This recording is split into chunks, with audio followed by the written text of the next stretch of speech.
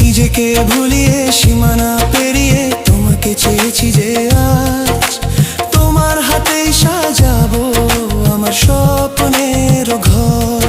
আমি তোমার প্রেমে পড়ে দুনিয়া ভুলে গেছি।